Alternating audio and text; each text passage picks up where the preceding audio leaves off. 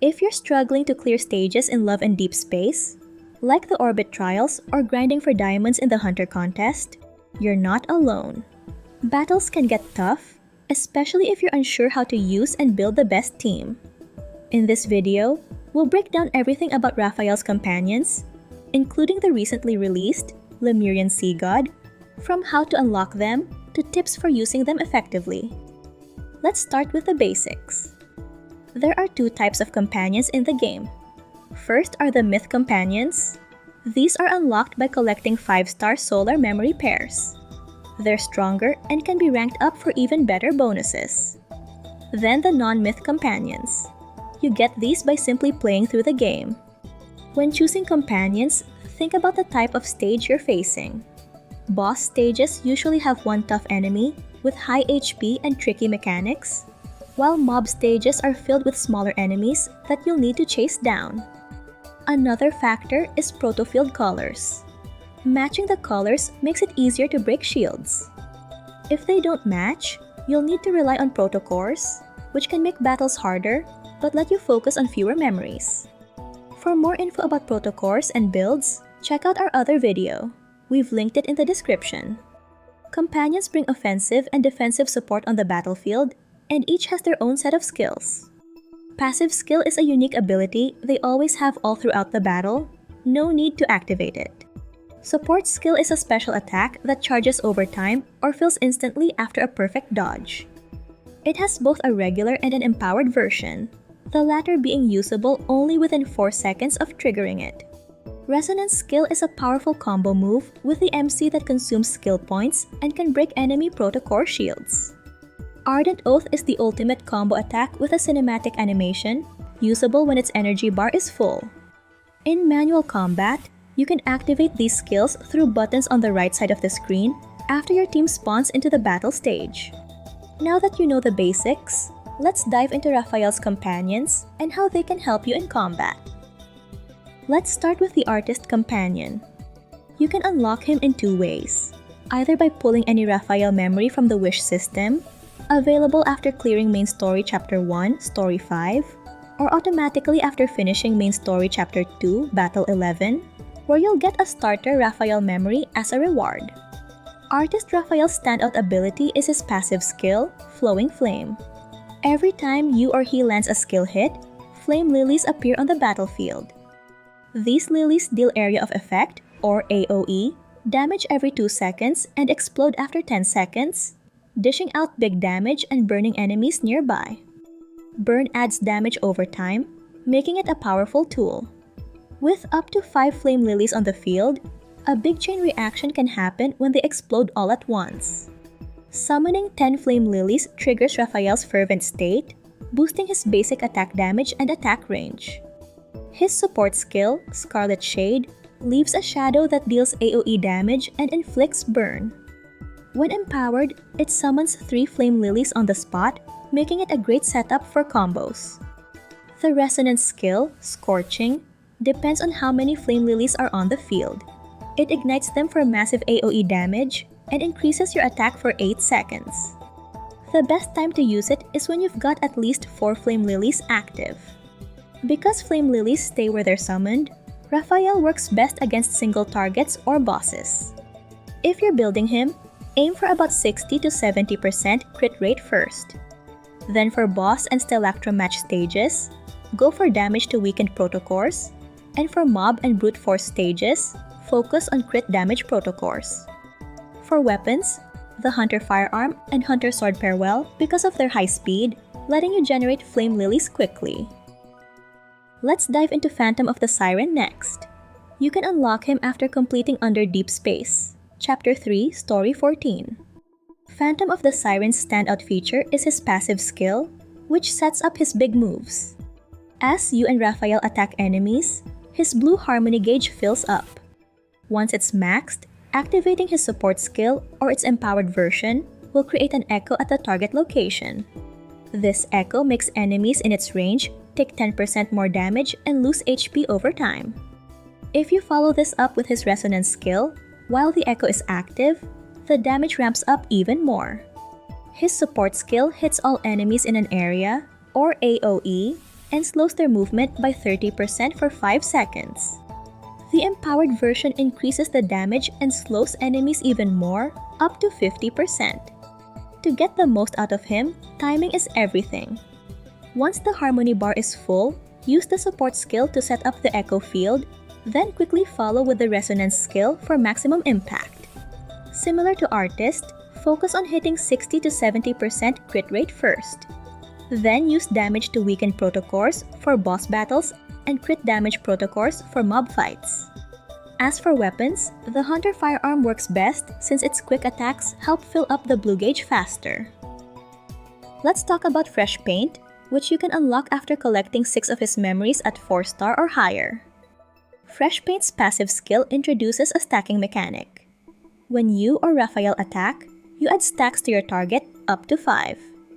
These stacks are shown as a blooming red rose over the enemy, and the more stacks there are, the fuller the rose appears.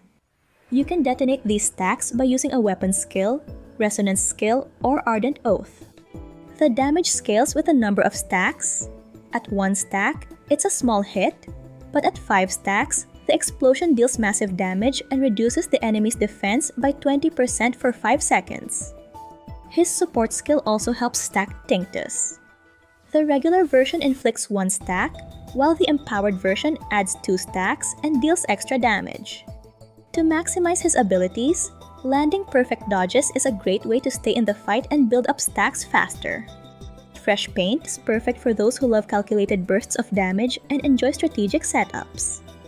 For builds, aim for 60 to 70% crit rate.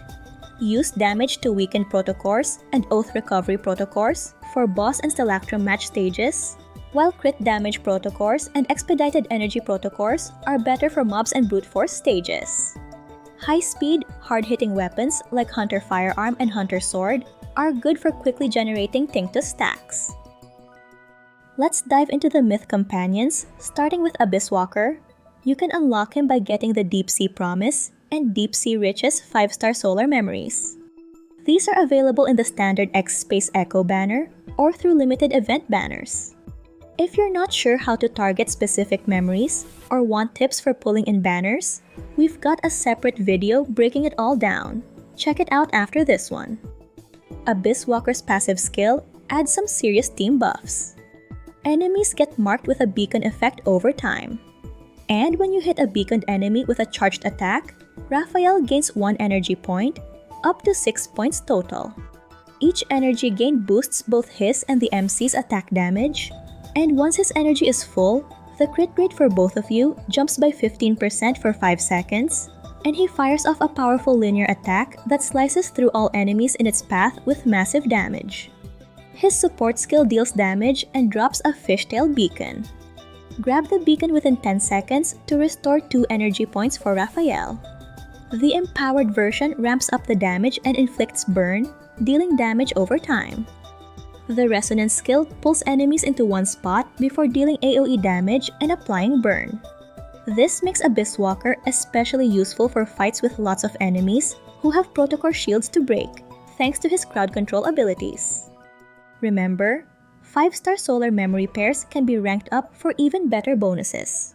With Abysswalker, you start with increased damage output, reduced damage taken, and increased critical damage.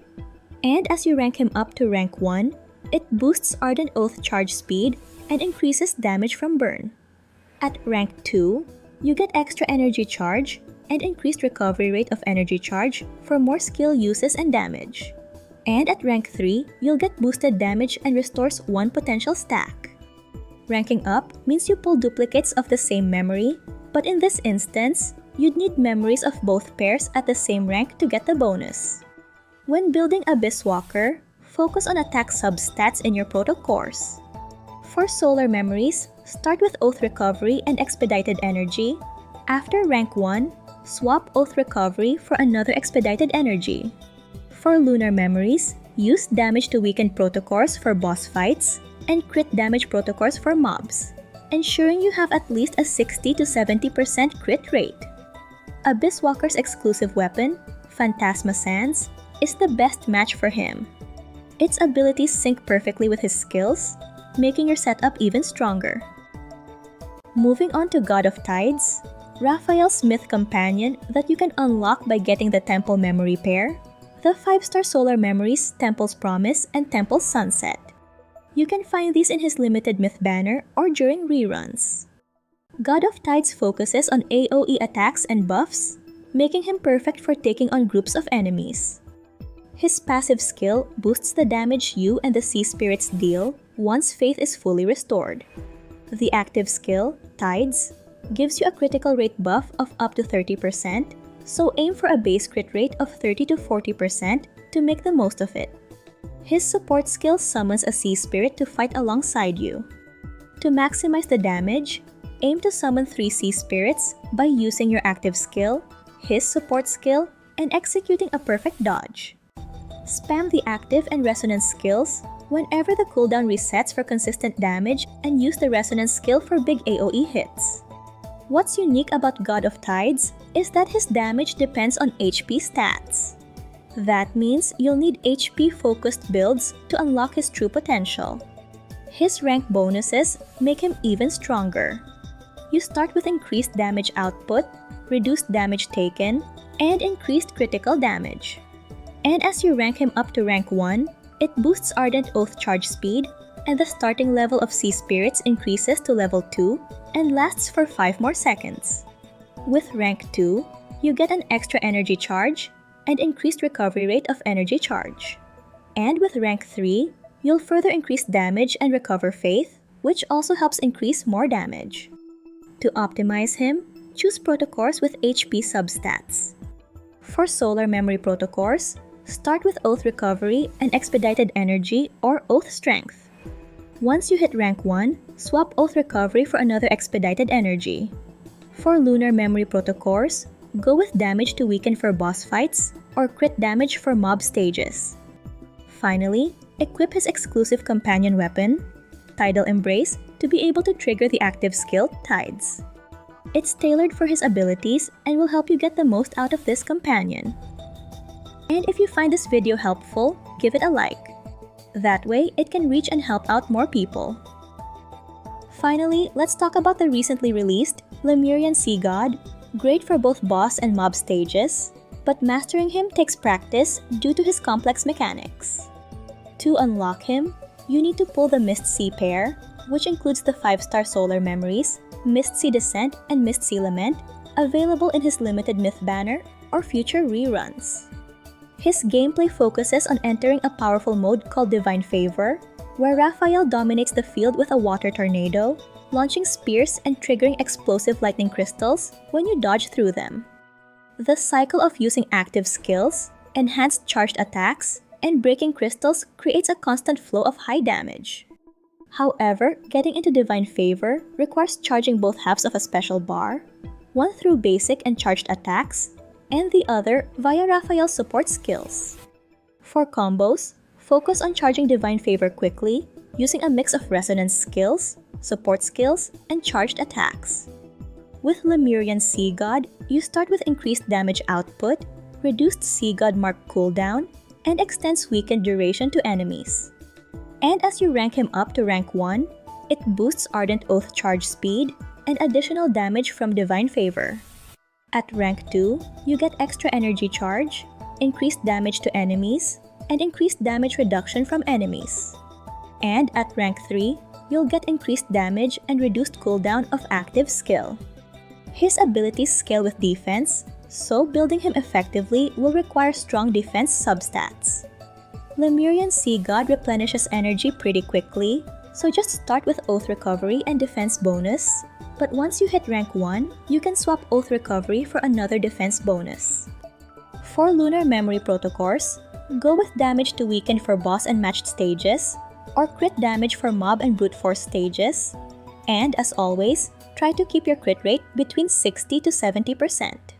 While defense scaling companions are more resource intensive to build, the Sea God's unique playstyle and devastating damage make him worth the investment, even at lower levels. His resonance skill offers decent crowd control, and his exclusive myth weapon is a better choice than traditional claymores due to his defense scaling.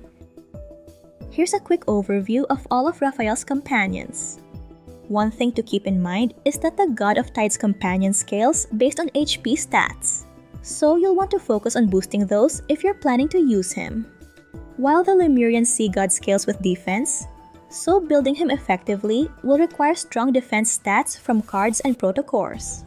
Each of Rafayel's companions has its own unique strengths, and figuring out how to use them can really help you crush tricky orbit trials or farm diamonds more efficiently in the Hunter contest.